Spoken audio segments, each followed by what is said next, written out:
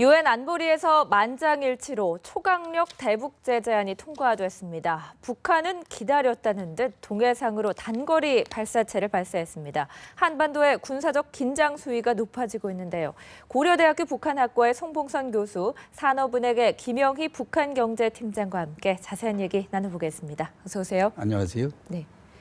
북한이 3일 오전 10시쯤 동해상으로 단거리 발사체를 쏘아 올렸습니다. 안보리 대북 제재가 통과된 데 대한 무력 시위 차원이라고 해석해도 되겠습니까? 네, 역시 그 북한이 물론 예상됐던 거지만은 모두 만장일치로 또 통과됐고 네. 더더구나 자기네 후원 세력인 중국과 러시아가 여기에 또 참여를 했다는 거. 여기에 대한 네.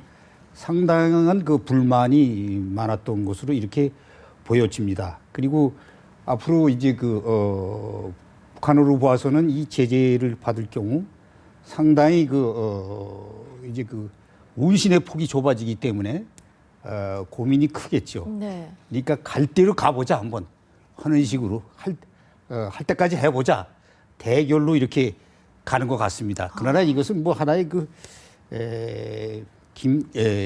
김정은의 하나의 배짱 이런 호기 뭐 이런 것으로 볼 수 있고 특히 이제 뭐 주민들이 상당히 위축될까봐 여기에 대한 하나의 최고 지도자는 그게 아니고 네. 우리는 우리대로 간다 하는 걸 단결모를 갖다가 리드하기 위한 그런 것으로 보여집니다. 네. 예. 할 때까지 해보자 식의 대응을 보여줬다라는 말씀이신데요. 그 말씀대로 핵포기 대신에 도발을 선택할 것이다. 그러니까 대화로 나오는 대신 이대로 쭉 밀고 나갈 것이다. 이렇게 해석해봐도 되겠습니까? 그런 의미도 있다고 봅니다. 그러니까 북한이 지금 2013년도에 핵실험을 하고 대북 제재가 있었고 또 그 시점에 지금하고 똑같은 상황이죠. 키리졸브 독수리 훈련. 그때는 북한이 정전협정 백지화라는 걸 또 네. 들고 나왔고 그러면서 또 도발을 했고 해마다 2014년도도 90여 발, 100여 발 단거리 발사체 발사를 했고 이렇게 북한의 도발이 계속 이렇게 이루어지고 있는데 시점이 문제죠. 이게 내일 해도 되고 모레 해도 되고 네. 한 달 후에 해도 되고 이렇게 되는데 딱 마침 이제 유엔 안보리 결의가 나오는 당일 10시간 후에 그런 발사를 했다는 것은 이제 교수님께서 말씀하신 것처럼 전면 도전, 반발. 우리는 아무리 제재를 하고 이렇게 해도 우리는 정말 갈 때까지 간다. 그리고 김정은이 이제 오기도 있고 그다음에 또 뭐냐면 그렇다고 우리가 미사일 발사라든가 핵실험을 안 하는 것은 아니다. 앞으로도 계속할 것이다. 이런 의미가 있는 것 같아요. 근데 북한이 이게 지금 단거리 발사체가 미사일인지 아니면 네. 방사포인지 아직 확인은 안 되지 않았습니까? 만약에 이게 단거리 미사일이라고 한다면 북한은 이제 단거리 미사일이 고체 연료를 주입을 하는데 북한에서 고체 연료 같은 거는 이게 생산 자체를 못 하더라고요. 저희가 산업은행에서 이제 북한의 산업이라는 책자를 5년에 한 번씩 발간을 해요. 네. 그래서 이번에 발간을 하면서 그런 내용들을 군수 산업이 어떻게 돌아가나 이렇게 쭉 조사를 한 자료에 의하면 고체 연료 생산은 못 하더라고요. 그런 걸 놓고 봤을 때 북한이 이런 단거리 미사일을 계속 발사하려면 고체 연료를 계속 어디서 수입에다 써야 되는데 지금은 모든 게 다 단절되지 않았습니까? 네. 그런 상태에서는 북한이 앞으로 단거리 미사일 연료가 다 떨어진다면은 그것도 못하는 날이 올 수 있지 않을까. 그러니까 지속적으로 이게 압박이라든가 이거는 네. 한계도 있지 않을까. 도발이라든가 이런 것들이 그렇게 보여집니다. 네. 제재가 잘 이행이 된다면 도발을 하고 싶어도 못하는 상황이 올 수도 있을 것 같긴 한데 지금 보니까 단거리 발사체를 발사한 게 어쩌면 북한에서는 이 도발의 서막이 될 수도 있다라는 생각도 드는데요. 어떻게 봐야 됩니까? 네, 지금 이제 곧 시작되는 키리졸브 훈련, 또 그다음에 이제 쌍용 훈련, 이게 상륙 작전 이번엔 상륙 작전을 하는 전투함이 지금 투입되지 않습니까?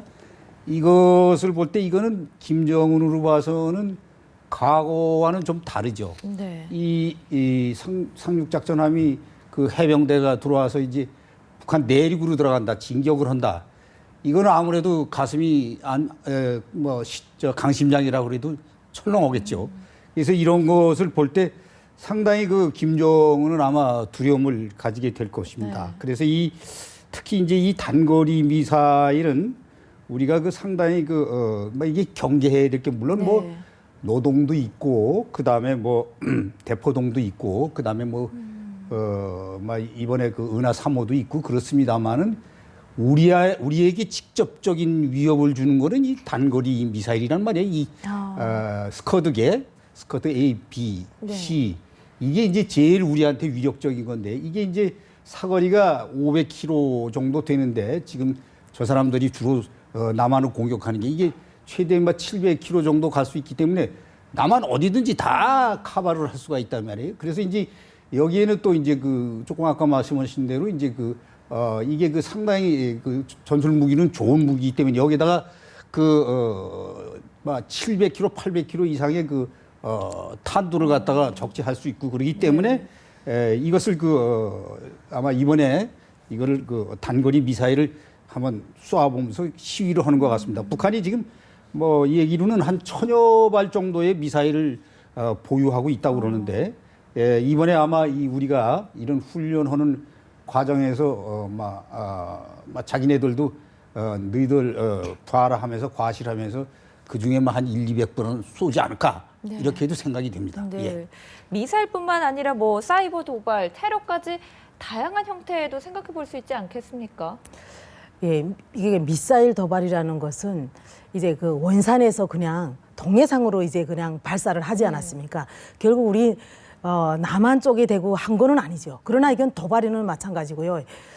이제 사이버라든가 이런 것은 보이지 않으면서도 엄청나게 이제 우리 정치, 경제, 사회에 엄청난 국가가 있거든요. 그러니까 이런 것은 당연히 저는 할 거라고 생각합니다. 북한이 지금 뭐 사이버 이게 그 테러 능력이 상당히 높지 않습니까? 그리고 또 이거는 추적도 좀 불가능하고 그렇기 때문에 북한으로서는 보이지 않는 것. 그런 것에 이제는 집중할 것이다. 뭐 이제 그 연평도 포격이라든가 그다음에 또 오이사 조치가 나왔던 천안함 폭침이라든가 이런 것들은 좀 자제를 할 가능성이 있고요. 그 사이버 그다음에 또 뭐예요? 여기 무슨 협박, 뭐 테러, 사람들에 대한 테러, 뭐 이런 것들도 좀 가능성이 있지 않을까. 근데 뭐 북한이 뭐 지금 당장이라기보다도 그런 것들은 점차 사이버 테러 같은 경우는 지금 당장 가능하지만 다른 테러들 같은 경우는 기타 테러들은 좀 더 시간이 지난 다음에 조금 더 사람들은 이제 지금 막 긴장해 있다가 어느 순간에 또 이 긴장의 수위가 낮아질 때 그때 시점을 노려서 타격할 가능성도 있다고 보여집니다. 일단 다양한 가능성을 열어두고 대비를 해야 하는 것은 맞겠군요. 교수님, 그런데 아직까지 북한에서는 공식 입장 자체는 발표하지 않고 있습니다. 단거리 미사일 발사로 불만 표출만 한 상황인데 공식 입장이 발표된다면 언제쯤 또 어떤 내용이 담겨서 발표가 될까요? 아무래도 이제 김영철이 이제 한마디는 했죠.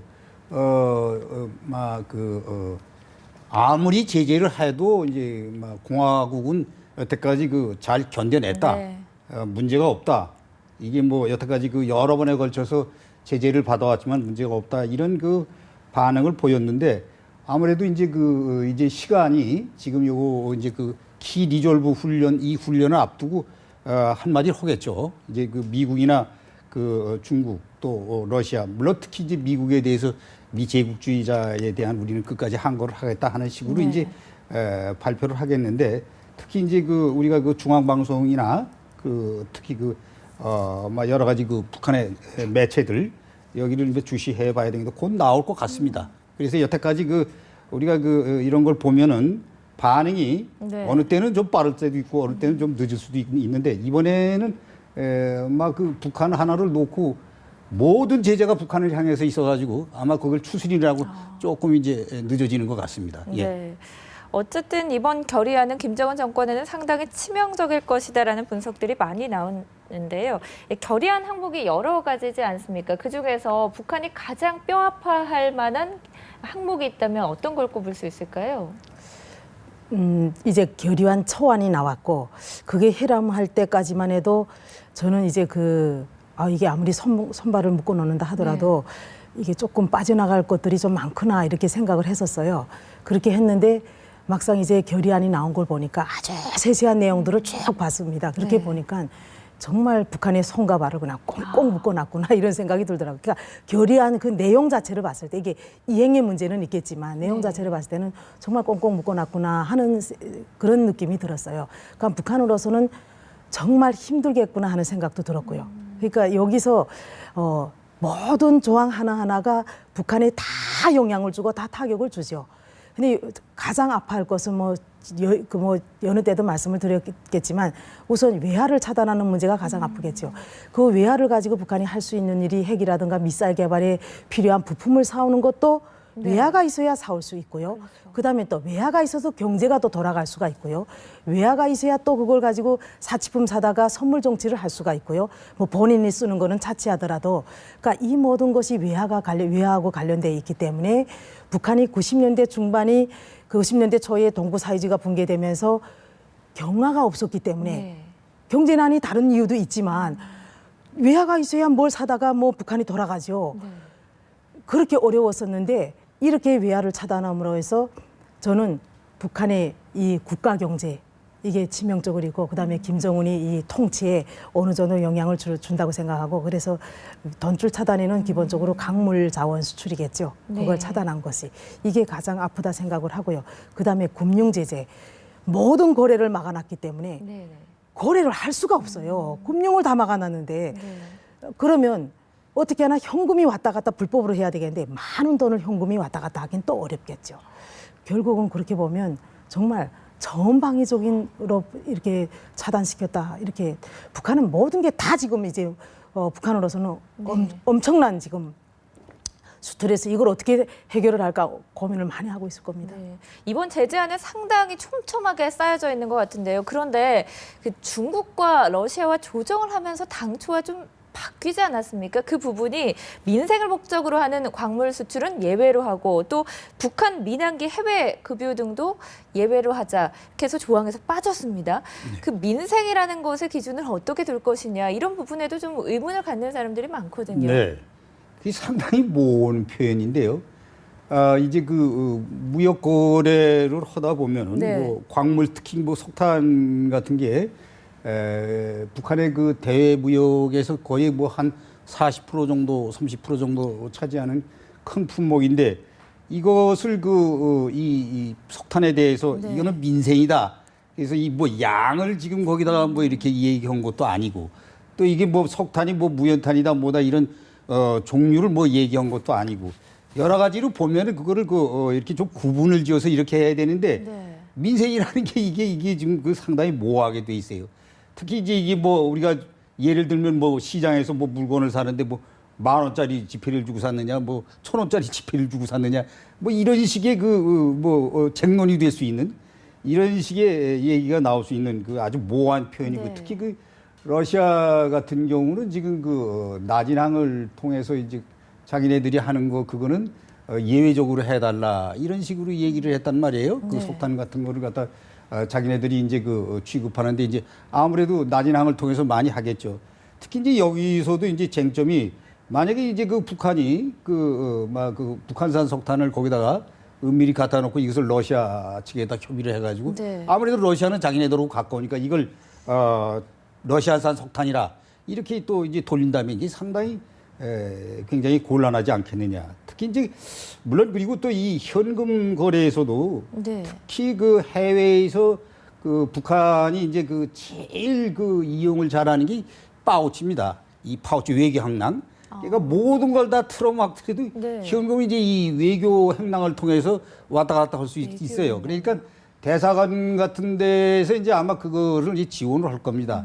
그러니까 뭐 송금이나 그다음에 이제 본국이 필요한 거는 모두 이 파우치를 통해서 해라 하는 식의 그런 아마 지시가 있지 않을까 이렇게 생각됩니다. 뭐 우리도 그 파우치를 그 외교관들이 많이 활용을 하고 있습니다만은 그거는 외교 행랑은 그 주재국에서 개방을 할 수가 없습니다. 그 뭐 비엔나 협정에 의해서 그런데 이것도 저는 그 어떻게 보면은 뭐 맹점이라고 볼 수 있어요. 그 막 외교 행랑도 북한의 경우는 좀 제재를 했으면 어떨까 하는 그런 생각이 듭니다. 조금 조금 빠져나갈 구멍이 있는 부분에 대해서는 아쉬움을 예. 좀 느낄 수도 있을 것 같은데요. 앞서 화면으로도 나갔지만 북한의 해외 근로자 파견에 대한 제재가 포함되지 않았습니다. 그렇기 때문에 이 해외 근로자 파견을 늘려서 그 대북 제재로 좀 빈 곳간을 채우려 하지는 않을까 이런 의문도 제기되고 있거든요. 제일 쉽게 볼 수 있는 게 이제 해외 근로자 파견이죠. 그것도 이제 그냥 일반 노동자들보다도 고급 기술자들 네. 이런 사람들을 파견을 하면 IT 기술자 이런 사람들 전문가들 이런 사람을 파견하면 러시아 같은 경우는 그 소프트웨어 이런 거 하는 사람들은 한 2,000불 정도를 받기 때문에 오히려 중국에 가서 300불 받는 것보다 그 사람보다 몇 배의 현웅을 가지니까 그런 사람들 파견할 가능성이 있습니다. 그런데 어쨌든 지금 현재 강산물 수출을 강물 자원 수출, 석탄이라든가 철강이라든가 구면 안 되더라고요. 히토리 이런 것들은 다 제재 대상이 되니까 그런 것들은 민생이 관련된 건 안 된다고 하지만 만약에 그렇다고 해도 그게 어느 정도 제재가 된다면 10억이라는 돈을 북한은 어쨌든 해결을 해야 되니까 그만한 걸 얻어 오려면 중국에 내보낸다면 한 달에 300불을 버는 사람을 인력 성출을 해서 10억을 벌어들인다면 27만 명을 내보내야 돼요. 북한 당국이. 그런데 27만 명을 한꺼번에 내보내려면 그것도 문제가 발생을 하겠죠.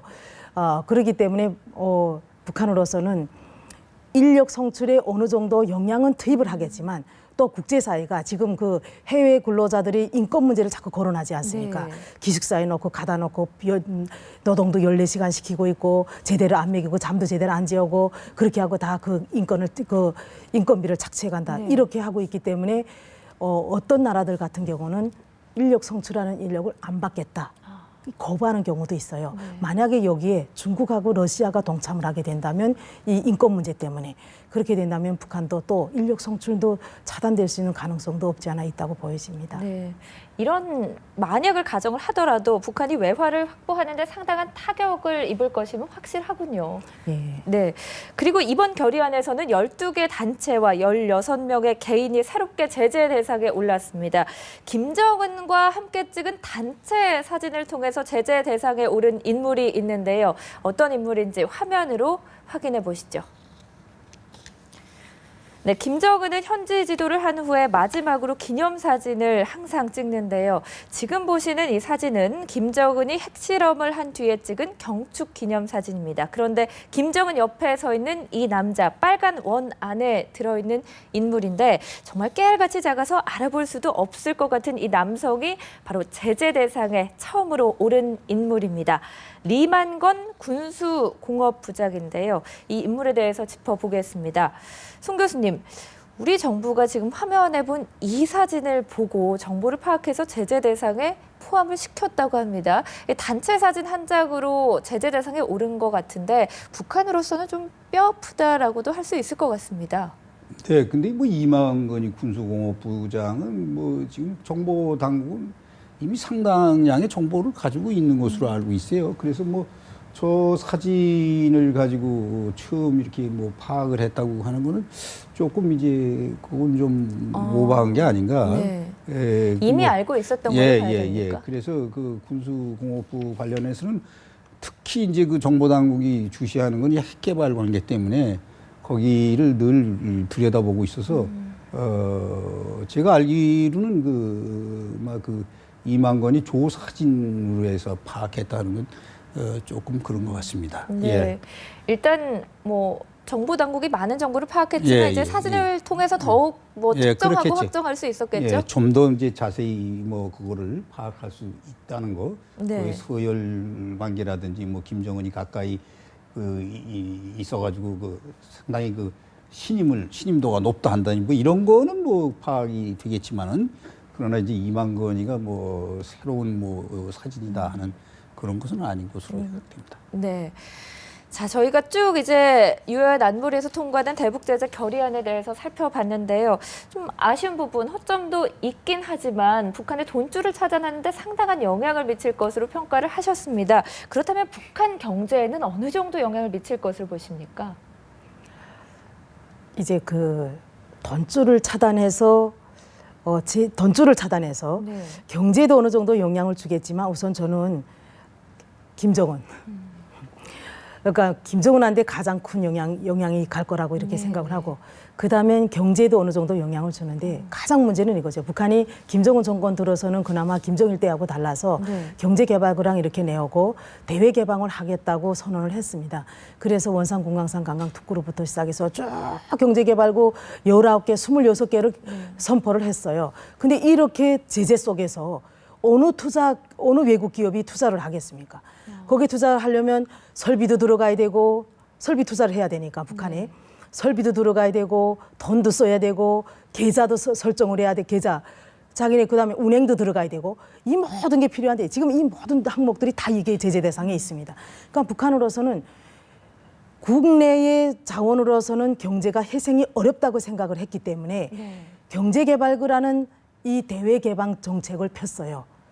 그런데 이 모든 것이 이제는 할 수가 없게 됐죠. 수포로 다 갔다고 볼 수가 있습니다. 그다음에 또 뭐냐면 지금까지 예를 들어서 대모욕을 해서 32억 불을 수출액을 얻었다면 거기서 지금 이제 축소되는 부분이 있지 않습니까? 그 축소되는 부분이 만약에 축소되는 부분만큼 해결을 해야 되는데 그만큼 또 해결을 못하게 된다면 그 나머지 분야에서 핵이라든가 미사일이라든가 김정은이 무슨 선물 정치라든가 이런 데 쭉 돌려지게 된다면 전용이 되는 거죠. 그러면 경제 부분에 갈 돈이 위화가 거의 없다고 볼 수가 있습니다. 그러면 북한에서 이제 기간 산업이라고 하는 것, 북한은 금속공업이라고 하는데 이런 쪽에 철강 산업 이런 부분 같은 경우는 외화를 주고 수입해야 되는 부분들이 있습니다. 그러니까 이런 부분들 같은 경우는 어느 정도 영향을 받겠죠. 그러고 보면 북한의 경제 성장률이 지금은 플러스 성장을 하고 있지만 이 제재가 정말 정확히 잘 이행이 된다면 마이너스 성장도 갈 수가 있다고 볼 수가 있습니다. 네, 지금 마지막으로 말씀하셨던 이 제재가 얼마나 정확히 잘 이행이 될 것이냐 그 부분이 가장 중요한 것 같습니다. 그런데 과거를 보면 중국이나 러시아는 초반에는 좀 잘 이행하는 듯 하다가 시간이 흐르면 좀 변화하는 모습도 보였었거든요. 이번에는 어떨까요? 이번에도 역시 뭐 저는 그렇게 낙관적으로 보지 않습니다. 그러니까 중국이라는 나라가 지금 우선 이번에 미국에 가서 왕이 외무상이 미 국무장관하고 서로 대화에서 그 문제 사드 문제하고 뭐 그다음에 평화 협정 문제 뭐 이 얘기가 이제 얘기가 나오고 또 북한의 제재가 이번에 이렇게 그래도 빨리 될 수 있었던 것은 역시 사드 문제를 갖다가 우리 측에 여기다가 배치하는 문제를 지연시키든지 안 하든지 이런 식에서 아마 딜이 있었던 것으로 이렇게 보여지는데 그래서 이제 지금 당장 이제 중국이 이렇게 각종 제재에 동의를 하긴 했습니다만 과거의 예를 보면은 대개 처음에는 한 1, 2개월 정도 하다가 그 다음에는 유야무야 되고 러시아도 마찬가지고 그러니까 이 제재가 상당히 그렇게 좀 과거에도 강했더라면은 오늘과 같은 이런 사태는 빚어지지 않을 텐데 근데 이제 오늘 여러 가지로 이제 보면은 단동 같은 지역에서 이제 금융기관에서 북한의 송금이나 그다음에 여러 가지로 돈 거래하는 거를 모두 다 중지한다. 그리고 그런 요청을 받아들이지 않겠다 하는 그런 얘기가 이제 일부에서 나오고 있어요. 이제 그런 거를 보면은 아마 중국이 이제 지금은 하는 척 합니다만은 그러나 이거는 글쎄 앞으로 이제 중국은 최소한의 북한 주민의 생존은 보장을 해야 된다 하는 게 항상 그들의 얘기고 그다음에 석유 관계도 그 전에 보면은 그걸 완전히 항공유 같은 거 이런 거를 주다가 지금 끊는다고 그러긴 합니다만 원유는 또 민생 관계는 준다 이런 식으로 얘기 나오니까 그 원유를 가지고서 항공유를 거기서 다 빼내니까 그것도 제가 보기엔 정말 효과가 있으려면은 1년에 한 50만 톤 주는 원유 그것을 갖다가 중단을 하든지 이렇게 해야 되는데 완전 중단. 그래야 북한이 손을 드는데 저런 식으로 나가면은 제가 보기엔 또 어느 정도 가다가 풀어질 것 같습니다. 또 러시아도 마찬가지일 것 같고요. 러시아가 이제 특히 이제 우리가 러시아 외교를 굉장히 강화를 했어야 되는데 요번에 보면은 러시아가 하루를 갖다 지어놓으면서 자기네들이 소외감이라고 그러긴 합니다만은 자기네들 의견을 거기다가 많이 반영시키지 않았습니까? 이제 러시아도 제가 보기에는 여기도 막 중국과 같이 이게 뒷문이 열려 있는 데입니다. 그래서 막 이게 어느 정도 효과는 이제 지나봐야 알겠습니다만은 북한이 못 견딜 정도로 이렇게 강력한 제재 적어도 막 1년 정도는 이렇게 가야만 이게 효과가 있지. 현재와 같이 이런 식으로 뭐 과거와 같이 이렇게 뭐 이상적으로 했다가 다시 풀어주면 아무런 효과가 없죠. 네. 예. 그래서 중국이나 러시아가 과거 패턴으로 가지 않도록 국제사회가 잘 주시를 해야겠습니다. 두 분 말씀 여기서 정리하겠습니다. 고맙습니다.